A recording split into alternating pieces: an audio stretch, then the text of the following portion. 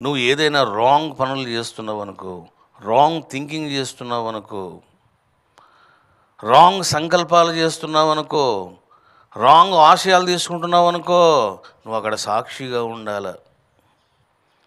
నా దగ్గర 5 కోట్లు ఉన్నాయి. ఈ 5 కోట్లలో ఒక 3 కోట్లు పెట్టి నేను మంచి ఇల్లు కట్టుకుంటాను.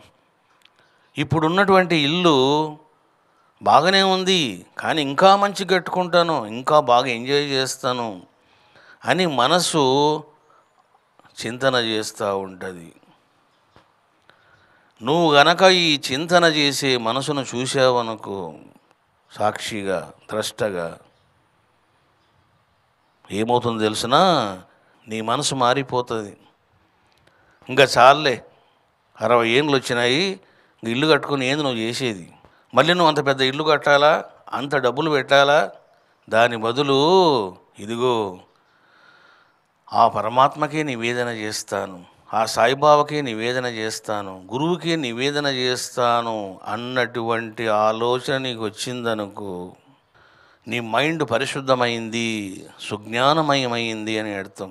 కాబట్టి నువ్వు ఏ కర్మ చేసినా, ఏ ఆలోచన చేసినా బాగా గుర్తుపెట్టుకోవాలి, అవన్నీ పరమాత్మ వైపు, గురువు వైపు ఉండాలి.